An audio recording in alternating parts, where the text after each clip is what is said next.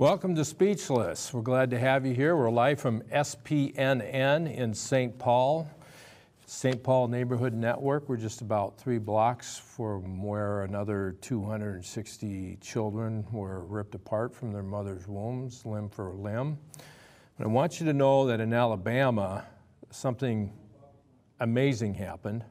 That the Alabama Supreme Court ruled that life begins at conception. Therefore, abortion is illegal in Alabama because you're taking a life and it's murder, which it is. So, of course, there's going to be other follow-up court cases. I'm sure they're going to go federal on that issue, but I wanted to keep you up to date of that. Today's show, I have Ron Branstner, if I pronounce that right. Branstner on the show, an expert in refugee resettlement and many other issues, Agenda 21, which just most people don't have a clue about. But then also Bob Carrillo showed up, and that's why your name isn't on the thing, because you just popped in here 5 minutes ago. Bob Carrillo. Because there's some breaking news about Bobophobia,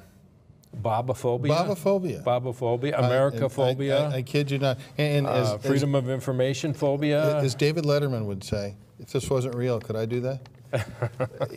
You can't make this stuff up anymore. We live in the imaginary lane these days in Minnesota, and I experienced this firsthand up close and personal tonight at the St. John the Evangelist Episcopal Church, ladies and gentlemen.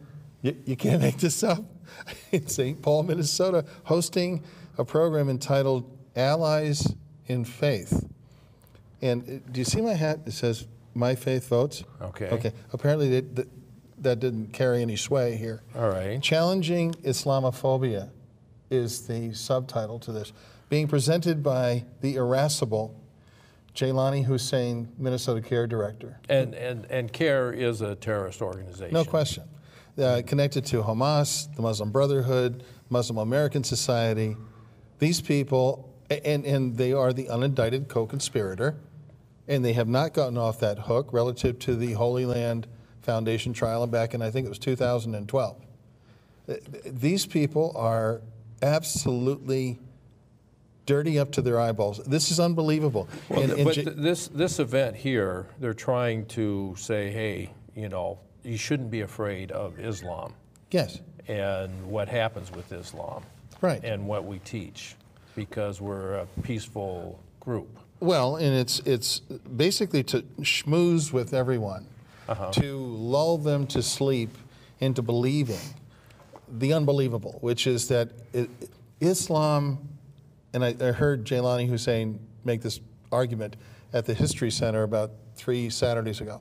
Islam and Christianity, we can coexist. We're one and the same. We come from the same roots. Are you kidding me? When has it ever coexisted? Never. 1,400 plus years of history, and it hasn't worked yet. But heaven forbid they should not try to squeeze that square peg into the round hole in Minnesota. Yeah. This is a good example of it. So a Christian church turned us away, would not allow us to go to this free... It was a public event. Yep. Here it is, ladies and gentlemen. And you got a ticket. We got 4 tickets. And they turned everybody away. And even more people away. More people. A family of 4 children and a guy I know, and his wife traveled all the way from Annandale to just sit in the audience and preview. That's it. Yeah. They weren't even part of what we were doing with our podcast. Myself and my co-producer were there, and they booted me out first, and I told me I was under investigation I asked, I don't know.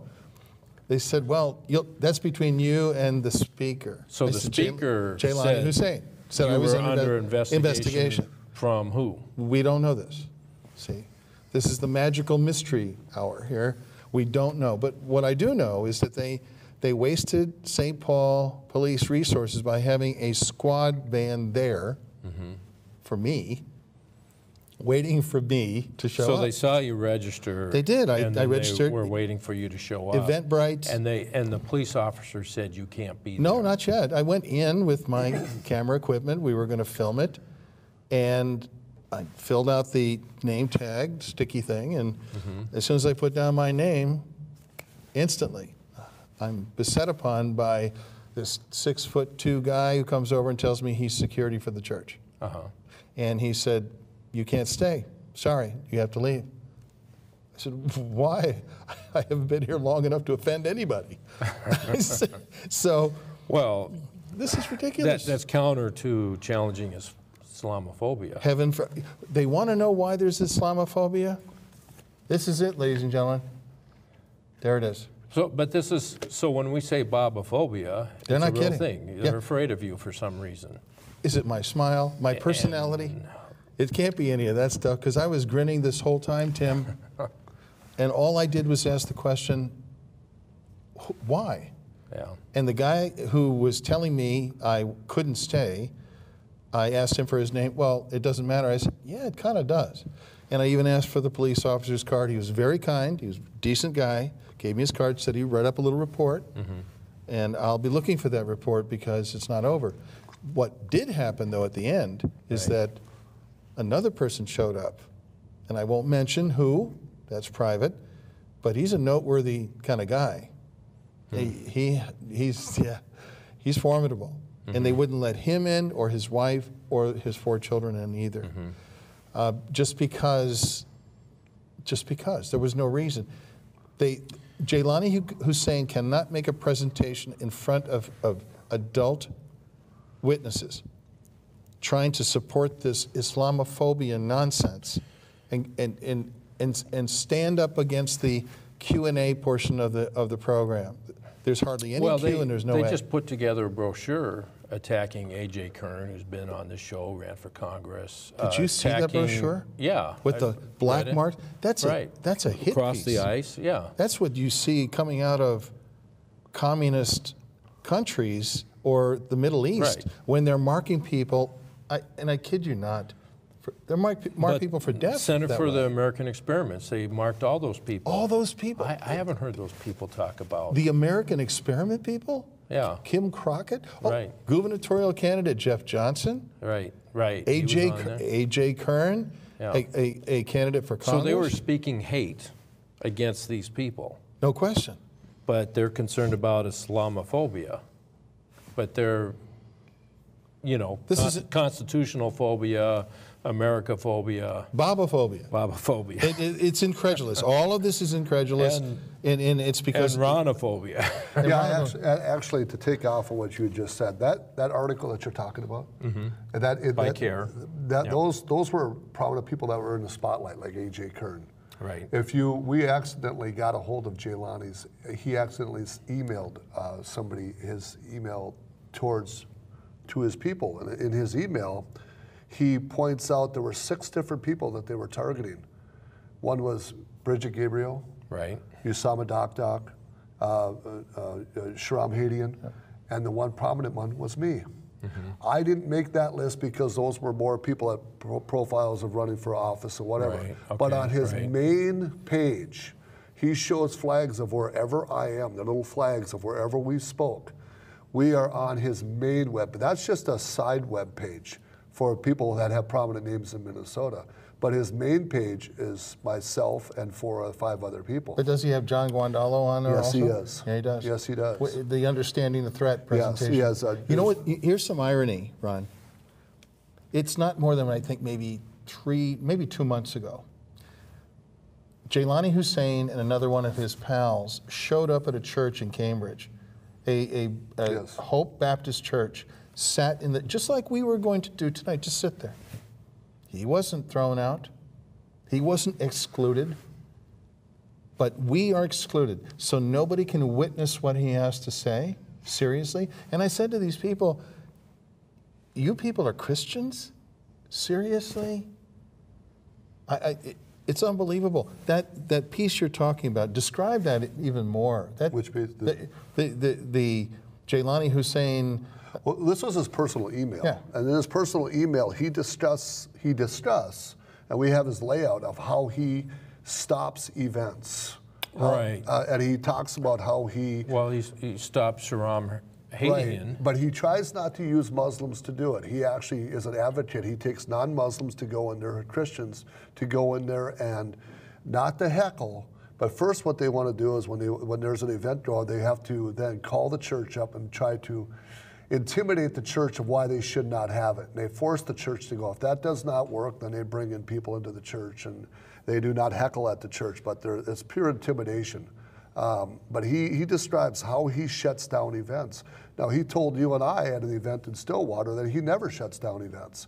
Well, in fact, he does, because his old website says he does. So Yes. I am targeted.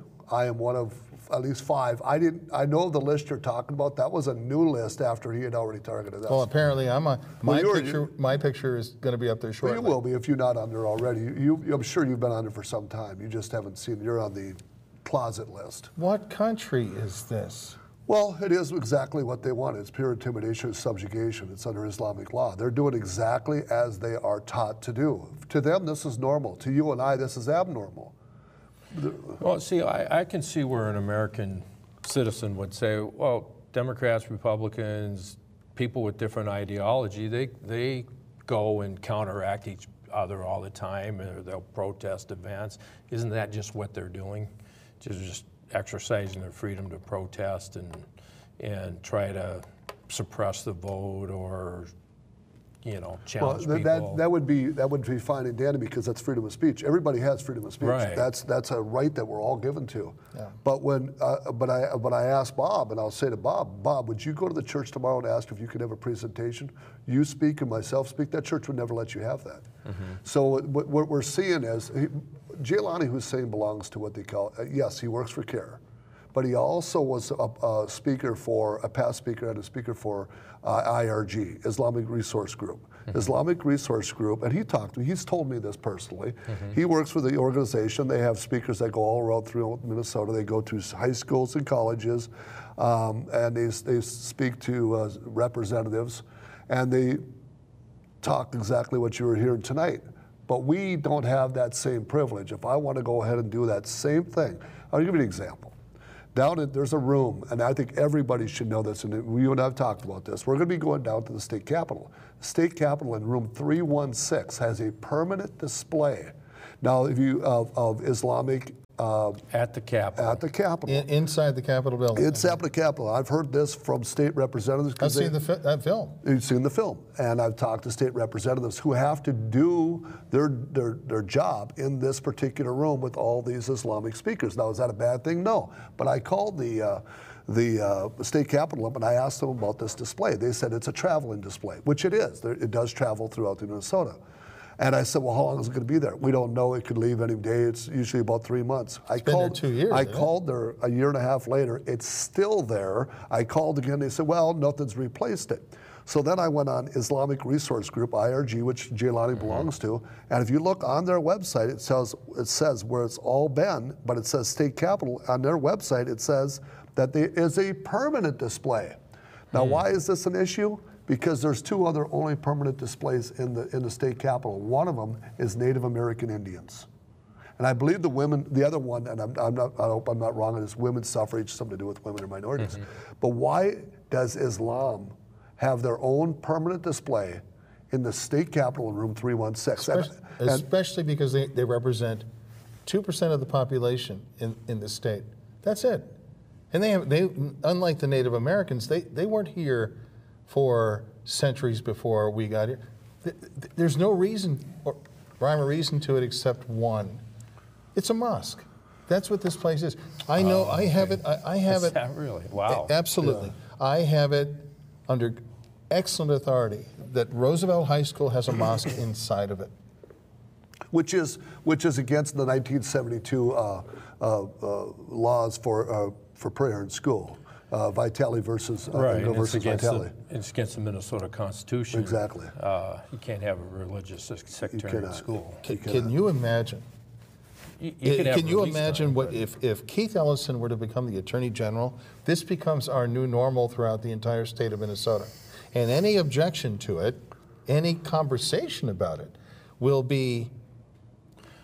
He's not going to do anything about it. It'll be hate speech and hate crime, just like Betsy Hodges, the former mayor of Minneapolis, established a hate crime hotline. The mayor's compact. Yeah. Absolutely. Yeah. That's what will happen all over the state of Minnesota if this election season goes badly. They are actually setting the groundwork up. Right now, there are 6 cities in Minnesota that have signed on to the Mayor's Compact. The most recent one is Grand Forks, East Grand Forks or Grand Forks. They signed on to it. The other one is Sioux Falls, South Dakota. Of those, they're the only ones in the Midwest that have the Mayor's Compact. The Mayor's Compact was written as hate speech and bias against Hindus, Sikhs, anybody of non-Christians. So if you read what the Mayor's Compact says, it never mentions Christians. It mentions minorities and Muslims, but it doesn't. So I can't imagine that some mayors would come together with this. There's got to be someplace else that's pushing this. Well, it is pushing. Where are they getting it? Well, okay, well, there's multiple levels. First, it starts out the United Nations agenda, which is called House Resolution 1618, or United Nations Resolution 1618. Hillary Clinton signed on to 1618 in 2011 in a closed-door meeting, a 3-door closed-door meeting with the president of Turkey.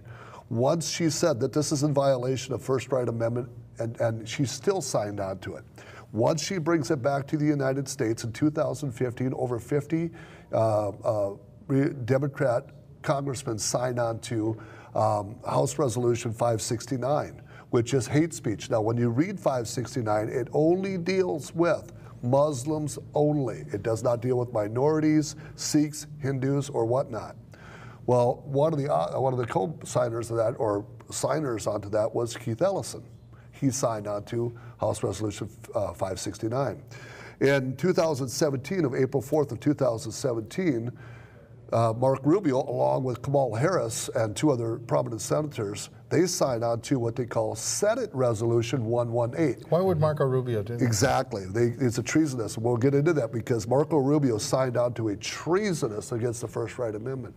Once they signed on to 118, now remember, 569 only talked about Muslims. They had to change the wording because it followed 1618 out of the United Nations, which was the OIC wrote it out of the United Nations. I mean, the way it sounds, 569 going to any court in the United States would be thrown out. It would have been thrown out, but they changed the terminology, and it was written by 2 Muslim organizations, one called Emerge USA, which used to be MJage USA. They, along with another Muslim organization, they wrote the new law, but they had to include more people or more organizations, Hindus, Sikhs, minorities, blacks, Jews, but it never mentions Christians. Now, what's interesting about this passes. Senate Resolution 118 passes the Senate. It's in violation of the free speech laws. It's in violation of the United States Code and the Constitution. But now it's sitting in Congress right now. They had to change the words to 118. Now the exact verbiage in House Resolution 257 is sitting there right now. And if that passes, we lose our First Right Amendment. Well, Congress passes a lot of laws that are unconstitutional. Well, the good news is we have a Supreme Court that is rational at this point for the most part. We have some untested justices we right do there now, but we do, and I agree with what you guys are saying, but see, what's happening is they know that this is true. They know what you're talking about. It's not going to work. So they're working at the state and the city levels under what they call the Mayor's Compact. It is the same thing written by the Anti-Defamation League. So what they're doing is they're bypassing, because they know it will never work. So they're going to do a grassroots. They're going to do a grassroots initiative and working at the city levels and get everybody familiar that you cannot. And in the verbiage in the first line it says animus, meaning that it's about feelings. This is about feelings. Okay. If you have a feeling towards somebody, number 9 out of the 10, number 9 says you must have a hate hotline. That's where you're at right now. Okay. Under the city of St. Paul and Minneapolis, you've been called in to the hate hotline under number 9. They then go to the federal agencies, and the federal agencies are probably investigating you right now using CAIR as their who called in on you. So what I hear you saying, connected to what just happened at the church, Jallani, it's probably true. I probably understand. Oh, you definitely are. Probably called the hate hotline. Right, exactly. Okay. And they're using federal agencies to go after you. You are most likely under the mayor's compact, which Betsy Hodges signed. You are under the hate hotline. Somebody called you in, most likely CAIR, because he said what? He said it's between you and Jallani. The speaker, that's right. The speaker, Jallani. So he either called you in or somebody called you in, and now you are under investigation. So when do I find out about this? Well, they've already got you targeted that on the national level now, because CAIR is, remember, CAIR is ranked as the 82nd most powerful terrorist organization. So our podcast, Third Rail Talk, is being, absolutely. That's why it was featured and mislabeled badly on the Channel 9 News, Channel 9 Fox News, television news, last Wednesday night with Tom Lydon. They took an excerpt from our production and mislabeled it as not Third Rail Talk, but Third Rail Politics, and labeled us as part of a right-wing conspiracy group, or right-wing, I can't remember exactly what the verbiage was. But that's how it was presented by Tom Lydon in that piece. But the whole idea behind it, and we can't lose focus, this is all about, just remember, this is all about the First Amendment. The freedom of religion, freedom of speech, freedom to assemble. Right. They took your freedom of assembly away, peacefully assemble. They took that away from you. They then took your freedom of speech away from you, right? Because you couldn't speak. They also said the freedom of the press. So if you were to go to the press and counteract that article, would you get it? Probably not. No, there's no probably. No, so you can see that they have targeted your First Right Amendment in almost every single one, and they're using the press and your First Right Amendment against you. I actually spoke with the news director there, who was, it took her days to get back to me, and the only reason she did call me back is because I went up the chain of command with Fox 9 News. And then she finally got a hold of me yesterday. Her name is Min Davey. Last name used to be Kessler. I don't know whether she's connected with Pat Kessler or not. But anyway, that aside, I told her that the mischaracterization of who we are is a flagrant violation. That is journalistic malpractice to do that. And then to conflate the two issues that were being presented by Tom Lydon, who's an absolute joke, and an apologist for this group of people, to conflate the two issues of the Hawala and the money exchange programs and money exchange centers for $200-300 as it was presented on the Channel 9 News at 10 o'clock, versus the hundreds of millions of dollars that have been stolen from Minnesota taxpayers. That is clear deception on the part of Tom Lydon and Channel 9 News. And I asked her if she approved it. She said, well, we passed it by legal. I said, did you approve this? Because it's a fiction, it's a lie. And you're deceiving the public by doing that. And she said to me, well, we never said that Fox 9 never said that $100 million was stolen from Minnesota taxpayers. I said, you're right, Ms. Davey, you're right. Scott Stillman, the whistleblower from DHS did. He did that. And he's right. And he also stated that the Medicaid fraud dwarfs that of the daycare billing fraud. This, I know I'm getting far afield here, but this is amazing. But this is the transfer of wealth coming out of the United States, going to other countries. Right. It's called the remittance program. And well, no, the remittances is you know what I'm saying. Yeah, the remittances is personal wealth. Is going from the developed countries going to the undeveloped countries. And now that is under. We're only going to get this just for a second here. That is actually under the Agenda 21 or Vision 2030 that you're seeing in all these cities that these mayors are implementing. That is actually by design by the United Nations. There are 17 different goals in the United Nations called SDGs, or Sustainability Development Goals. Under number 10 here, as you can see, under number 10 of the United Nations goals, and this is the blueprint, by the way. This is the actual blueprint. Under number 10 is the remittance program, taking from the developed countries, giving it to the undeveloped countries. And who supports that in Minnesota? I saw a letter signed by Klobuchar, Ellison, Tom Emmer, and several other people. I was looking, I couldn't quite read it. It was a poor copy. But I'm wondering if Mr. Waltz signed on to it as well. But this is the remittances program. They were trying to persuade the Secretary of the Treasury to allow the remittance program to be initiated through banking systems. The World Banking System. The World yes, Banking that's System. right. And they said no. So then here comes the rest of the story about how they began transferring money in suitcases and wire transfers. But they're using fraud in order to get the money. They're lying to That's get one the of their money. sources. One of the daycare money. Not always fraud, but they're doing it through their personal Right, incomes too. I mean, right. it's not all fraud. No, it's But it's through. I mean, here you got a couple different levels. You got the GDP. We send over 0.07% of the world the GDP to the United States, which equals to about $30 billion a year to developing countries. That just comes from our GDP. And then out of that is the remittance program, which is personal income. And then you're talking the fraud, which is the daycare center. It's huge. When we get into, and I'm telling you, when this breaks loose and you find out the amount of marriage frauds and the amount of men who are married to multiple women, he can only claim one wife, but he's got three other wives and 24 children, and they're all on welfare. When that breaks loose and that comes out, you're going to see fraud like you've never. It'll make the daycare fraud look like a child's play. The daycare fraud is chopped liver compared to the Medicaid fraud, food stamp, SNAP program fraud, just helping to start transportation. expose all this other. But again, then this is all by design, and you got to remember, these people are what they call they're being used. And I say that the refugee resettlement program, they're being used too, because they're brought over here for, especially illegals. They're brought over here for a short duration of time to take as much money of wealth that they can to disperse back to their homeland. Just this year alone, Mexico, highest it's ever hit, $28 billion.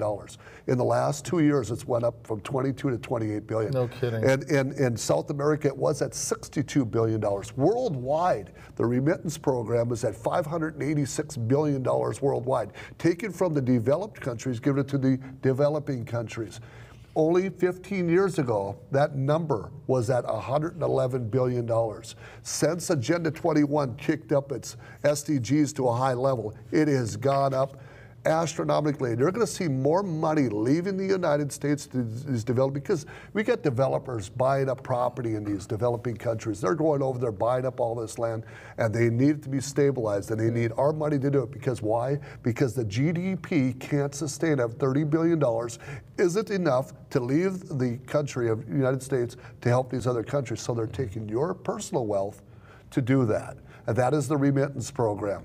Now, the problem with the remittance program, what we see in Islam, and you brought it up, you brought that subject up, is that 2.75% of that has to, there are 8 different levels, and number 8 on that level has to go to the jihad, which is the war against the infidel. And that's exactly the point I was making to the news director with Channel 9, and that is they cut away that excerpt of our podcast just as I was raising the picture, the photograph in full dress uniform of KIA Special Forces 26-year-old Staff Sergeant Alexander Conrad.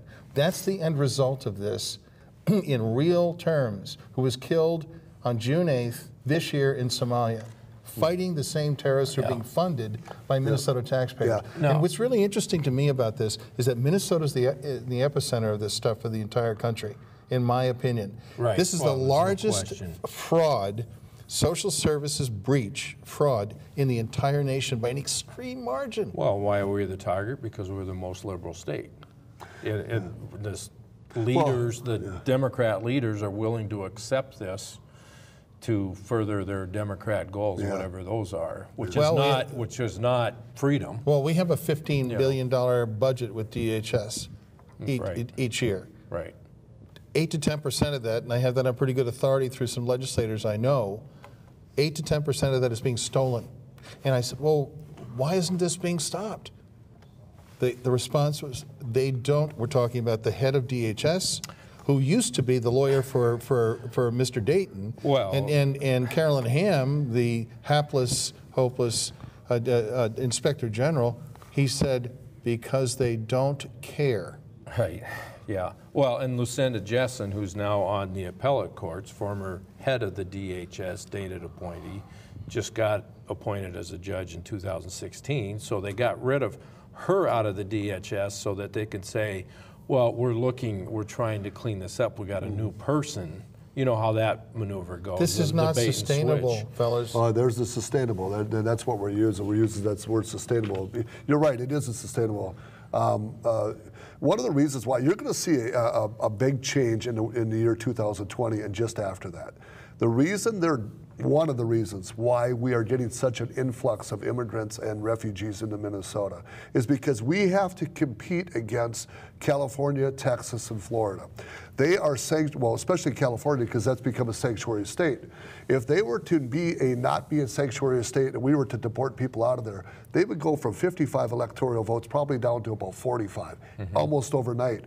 They have taken and stolen electoral votes from many other states. Just in 2010 alone, Wisconsin lost an electoral vote. Right. Minnesota came within 2,000 votes, I understand, to lose an electoral vote. Minnesota said we cannot afford to lose an electoral vote in 2020. And they're counted whether they're legal or not. They're counted whether they're legal. Doesn't matter. And it's not just the refugee resettlement program, the influx of immigrants, but you have secondary migration stampeding toward Minnesota because of the welfare magnet from states like Arizona who've cut them off with the knees at like this. You get $800 to $1,000 and that's it. So they packed up already and they're Arizona's lost half of its Muslim population to Minnesota. Just in the last 3 months. Yeah.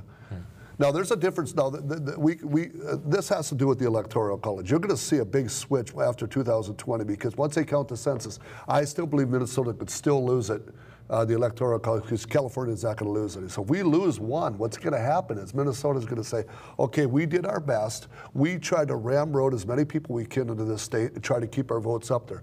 Now they're only getting, if they lose one electoral vote, that means less money that they're going to get from Washington. But they cannot sustain the people that are here. They're going to figure out a way, and they're going to change the laws, and they're going to make it so they force them out of here because they can't disperse the amount of pie that they get from Washington. From an economic standpoint, what is this, a race? They'll do it to every state. They'll do it to every state. Every state that they loaded up on the illegals, they're useful people after that because once they get them, they change the laws, they kick them out, and now they have more money to their actual residents.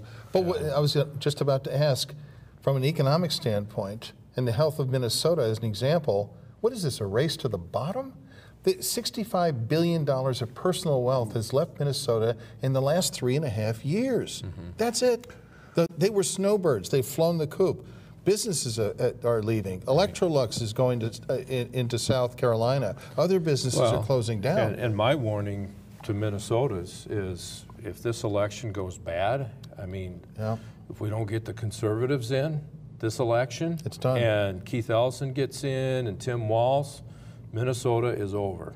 I would flee Minnesota. It's going to be over on a lot of different levels. First of all, they're going to go to sanctuary cities. They're going to try to keep them because they're going to have to try to build that number again. If they lose an electoral vote, Minnesota has to figure out a way to get rid of some of these people because the pie is just not there. Either that, we're going to turn into another California, and we're just going to turn into a sanctuary state. I think that's the option. It will happen. They will do that. Yeah, and there's where you got people living on the reservations right there. Because once they build a wall around, right now we got a wall built around St. Paul, Minneapolis. They talk these liberals in St. Paul, Minneapolis say we don't want walls. Trump's building a wall. Really? You just built a wall around Minneapolis, St. Paul. You just made this a sanctuary city. You made this an invisible wall, and you just now are keeping those people under for your own personal gain, because now you got your own personal slaves, and they don't want.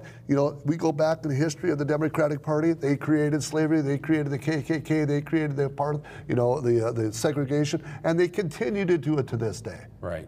And if you look at if you look at the Electoral College. And I do a whole presentation on this. It is exactly as a three-fifths compromise, which was outlawed in 1865, because the compromise was they counted 3 blacks or 3 blacks for every 5. Right. Well, what they're doing in the Electoral College, they're counting basically 3 illegals for every 5, because remember, illegals are still counted in the census. Right. So the three-fifths census, the three-fifths compromise, still exists today. Wow. They counted slaves then, right? But they didn't count them as full slaves. They count illegals into the census, but they don't count them as full, right? Because they count them because when that census is over, they're going to get rid of them because the pie is too much. Because they can't vote. I am personally petrified for my children and grandchildren. Absolutely, right. I've led a blessed life. I appreciated so much for the past 47 years living in Minnesota as a transplant. This is not sustainable. This is not going to work, and it's becoming increasingly more dangerous in pockets all over Minnesota. The place is being colonized. And then you have people at the Capitol providing the funding. Which Obama was totally against colonization, oh, yeah. but yet he was doing it. But they're providing. He was against nation building. He's also their nation building just in Minnesota, just in Dearborn, Michigan. Their nation building. That's right. They're doing But here's the problem. I don't look at the immigrants the way a lot of people, the illegals and the refugees, because it is our politicians that are allowing this. We have, down in St. Cloud when they wanted to pass a bill for $18 million to help the block grant. Block grant for Somalians. When you start giving separate but equal, they're separate but equal. What do you mean they're separate but equal? We're all equal. Right. Yeah, but they're separate. They need a handout. Really? Why are they separate from us but yet equal? And they gave the same group of people 2 years earlier, $2 million with no strings attached to it, gave it to the elders. And they were supposed to use this money to somehow persuade their youth not to become terrorists. That was the excuse then. That's where Tom Lydon and I with Channel 9 butted heads about that. It's just a drop in the bucket, and you don't know that neighborhood like I do. This is a bunch of hooey.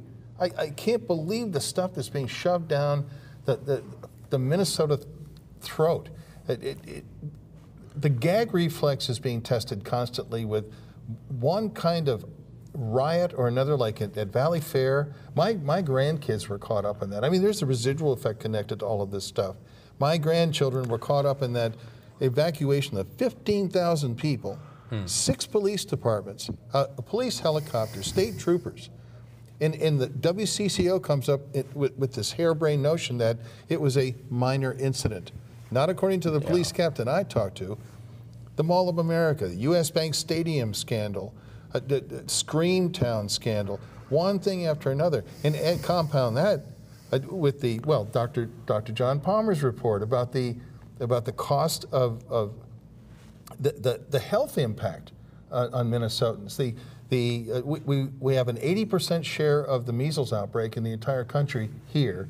We have active tuberculosis that's just off the charts, being completely hidden. So my question of you guys and everybody watching and listening, how many hospital beds and body bags have to be filled before Minnesotans wise up just on that score alone? But the thing is the people that are here, the immigrants and the refugees and the illegals that are here, they are being used. So we can't sit there and target them.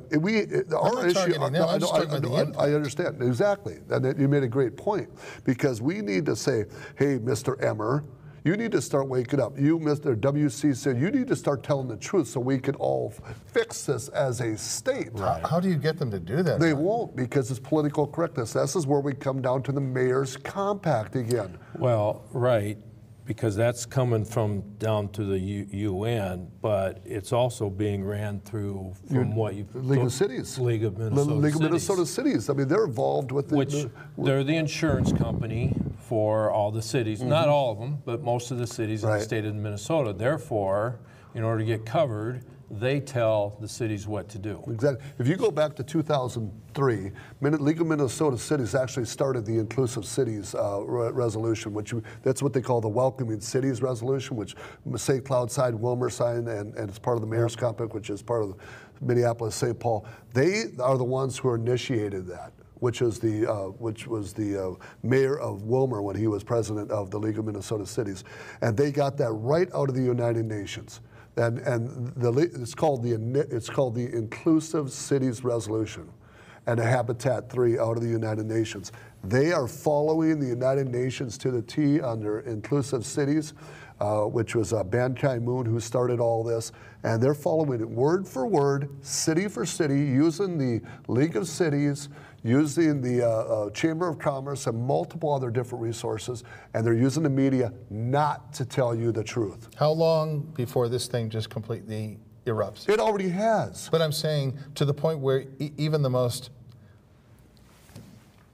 I don't know, conflict adverse Minnesotan finally wakes up and says, enough already. But I think it has. I think when Trump came in, you gave people back the voice, and people are now rising up, and this is what's giving Islam that fear of going, wait a second, how'd they get their voice back? We had them under control. The OIC did the hate speech. We had this on our way to, and now it's going, what happened? It went too fast. It has happened. And what happened to the churches? Well, apparently, I must be a very powerful guy for a place like St. John's, the Episcopal Church. It has nothing to do with them. No, I'm just saying, just an example to shut us, not even allow us to walk in the door. Right. That's fear on their part.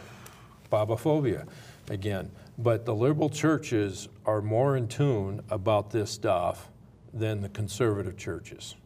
The churches that I've been participating in, they don't even think about this. Same here. They don't think about it. They're just, the naivety is overwhelming.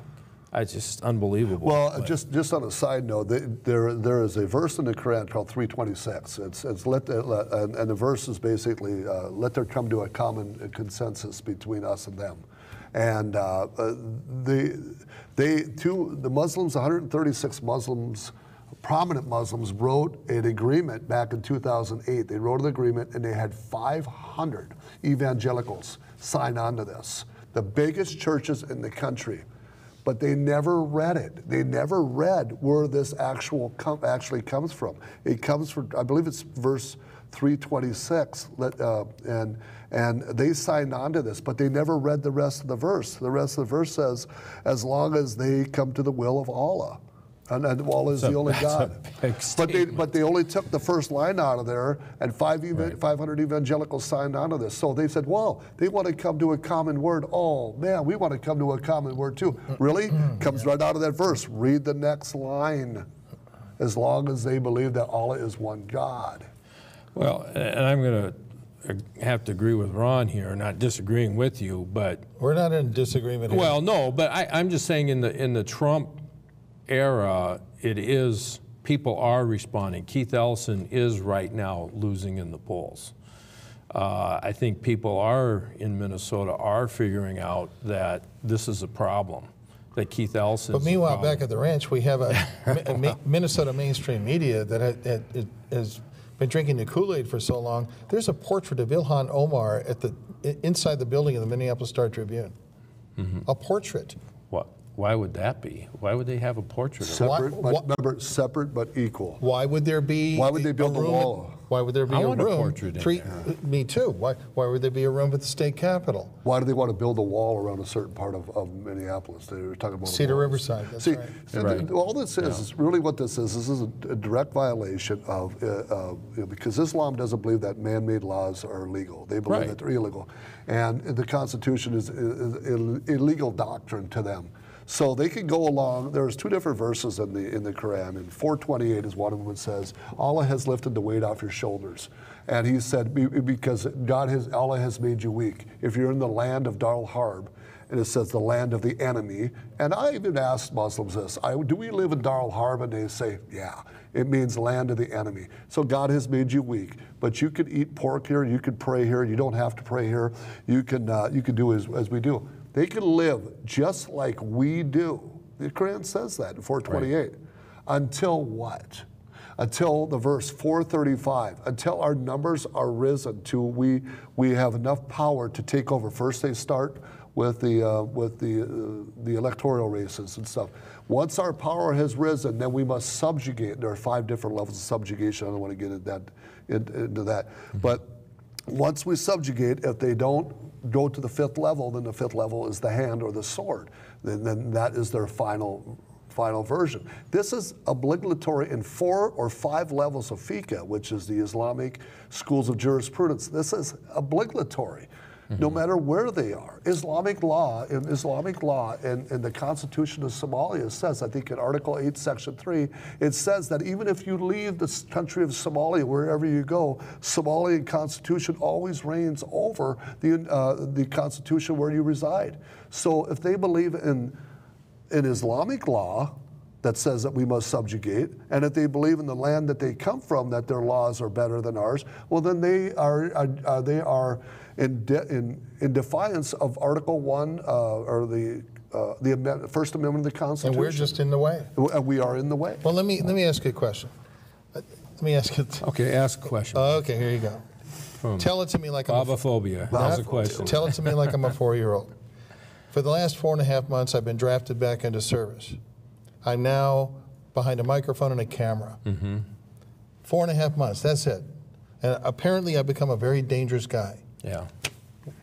How? And I know you for 20 years. You're not a dangerous 25 guy. years. I'm not a dangerous 25, guy. see? But apparently, explain to me how, from your point of view, that just simply talking about these things above the table, and I have challenged Jallani Hussien 4 times now, well, 3 times really, to an on-air conversation. He tentatively agreed, we'll do it, we'll do it. I was there when he did it. That's right.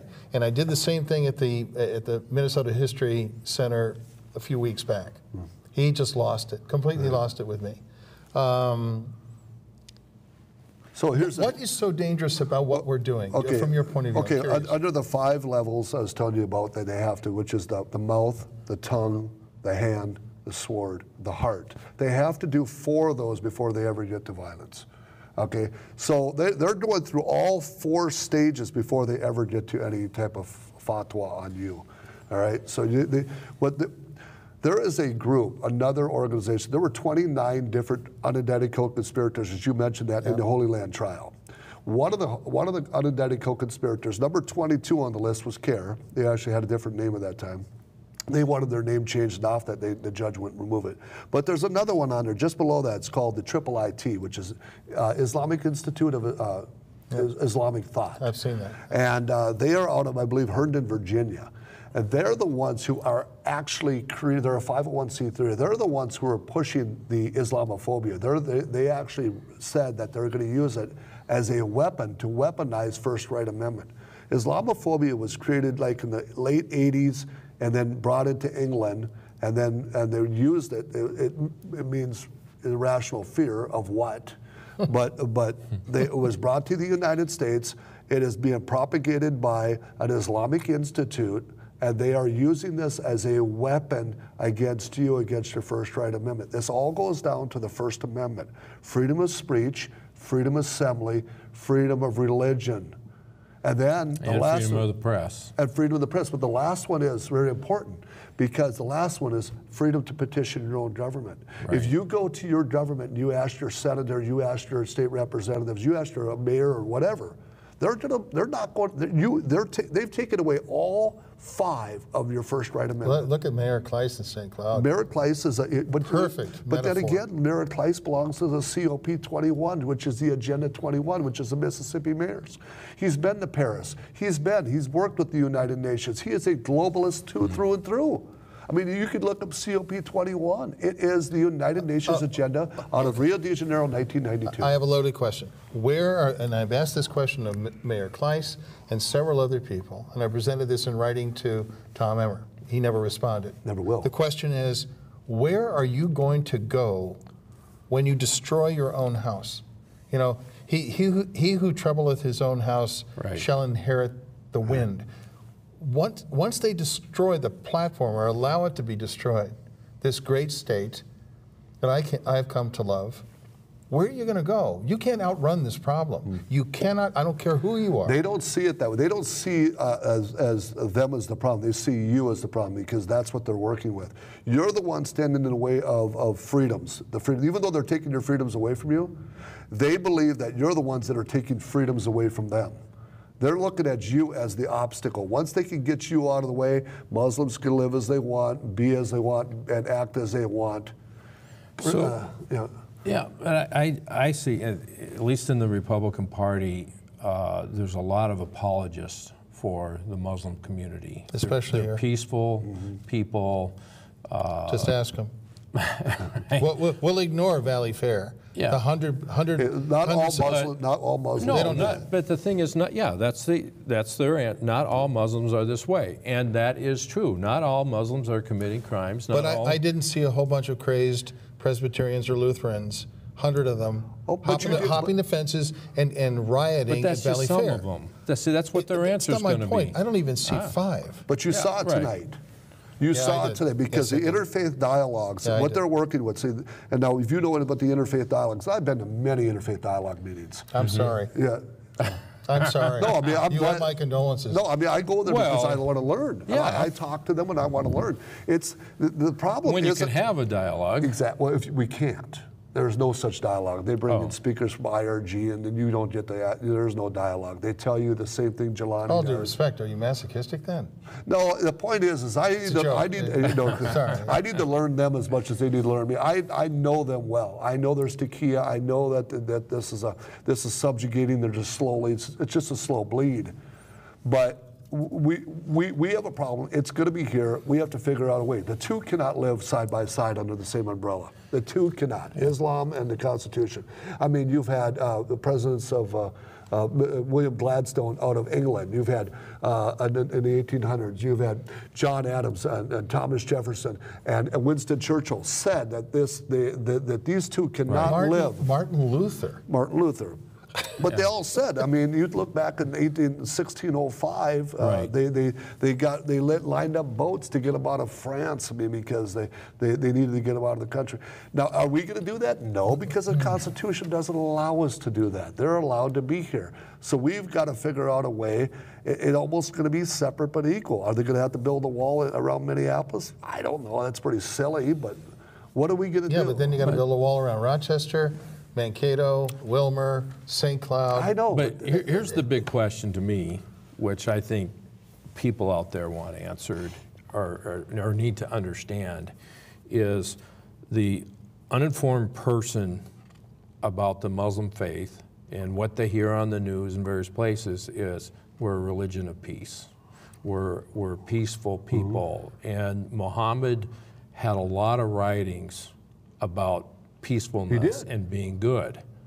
Well, what's wrong with that? Well, what you're looking at is there's two Qurans inside of one. There is the Medina side and the Mecca side. If you open it up, the Medina side starts off with, that's the last 10 years of his life. But the first part is was the Meccan side, which is the peaceful side. When he did believe, he actually prayed towards Jerusalem for up until 2022. I mean, it says that in verse 2, 145. It says that he prayed. He changed the direction of prayer to Medina in 2, 145, and after he came back, after the Hajj. So when you're looking at the peaceful side, I can tell you that there's peaceful Muslims if they only believe in the Meccan side of the Quran. Right. But if I go to the Medina side, he became a warlord. He had planned 39 battles. He was in 26 of those battles. He killed. I mean, if this is a prophet, in one day he killed 800 Jews in the Battle of Trenches. He lined them up. He made them dig their own trenches. He put his little 12-year-old wife right next to him, and she had to watch 1,200 or 800 Jews get their heads cut off and put in the trenches. So because they wouldn't convert? Because they wouldn't convert. This is the Qurayshi tribe, where he grew up when he came back. And he only, so yes. But that peaceful side does not exist anymore. That's been written out. No. Well, not written out of the Quran, but it's been abrogated. Abrogated, yeah, right. And when you say it's 6106. Well, Muhammad said it doesn't count anymore. The newest things I write abrogated. Yeah, there's like are more. So this is they roll over. This is first. truly the living, breathing document. Yeah. So yes. so like verse line 29 abrogated many of the verses, or 9:5, the verse of the sword. They abrogated many verses prior to that. Mm-hmm. So Allah says he has the right to say something, but he also has the right to change his mind at any time. He could abrogate something and changes that will. Mm-hmm. So, like you say, they say it's not a changing document. Of course it's a changing document, because Allah changed his mind from Mecca to Medina. So they can't say it's not a changing document. Allah changed it. Sounds a wee bit schizophrenic to me. Yeah. I'm curious as to where we are now. What can we do at this point? I mean, I know what I'm trying to do with my co-producer and some other people. Right. I know what you're trying to do, and I know what you're definitely trying to do, Ron. We got 2 minutes, so we got to hurry up on this. Right. What we need to do. look at the third rail stuff. Yeah, watch this show. Exactly. No, but we need to get your soul elevated. We need to take this show at more of an elevation to get reach more people. These city officials they're I don't know if they're blind or what, but they don't want to see what's really in front of them. I think they're afraid. Well, afraid. Have you watched the DHS hearings? Last Wednesday's hearing in front of Jim Abler's committee, and the one before that. Jim's not going to expose this stuff. No, I don't know. But that's subjugation. That's part of the 5 levels of subjugation. The part of it is, the subjugation is to intimidate. That's what they do. They go and intimidate. You got to just stand up and say, hey, I'm not going to be intimidated. I'm going to stick with the rule of law. I'm going to stick with the Constitution. If you stick with the Constitution, you will not lose. Just stay focused on the Constitution. All this other stuff about Islam, that's irrelevant, because if you stay with your representatives who don't listen to you, but you got to get to them, Emmer's not going to listen to you. I don't have a congressman. Oh, okay, he's a man, but he's on an island by himself. No. Well, we got about 1 minute to finish this. Okay, what do you need to do? Solutions. What can we do? Again, we need to sit down with these politicians, and we have to do it in the group form, because they will not do it individually. They will not. If you advertise that we want you to come, they won't show up. Right. You got to do it in a private setting. We don't want anybody to know. We want you to sneak down from Delano, where you're from, get down here to say. We'll even come with 50 people. We'll come to Delano, and we're just going to peacefully talk to you. But we have to do it in a private setting, because they are subjugated. They are afraid. They're afraid that they're going to lose their positions. And all this is about the Emmer and all these, they're all waiting till 2020. Because they're wondering, am I going to have a job? Which one of us congressmen, if we lose the electoral vote, which one of us are going to get bumped? Well, Tom Emmer fought along with George Soros to rid our country of the electoral college. But anyway, the main thing is vote. Get the people in that understand. Jeff Johnson understands this. Stay tuned here with Speechless. Right. And thirdrailtalk.com. We're doing great work, taking lots of risks. You got videos out there. Yeah, but just going to because videos I don't think do justice. You got to get there and you got to talk about it. I agree. All right. Yeah. Well, we're out of time. Thank you. Pleasure. Thanks for coming. Thank you. Folks, remember, if you don't stand up for other people's liberties, who's going to stand up for yours? And good men don't do nothing. God bless. Have a great week. See you next week. Thanks, guys.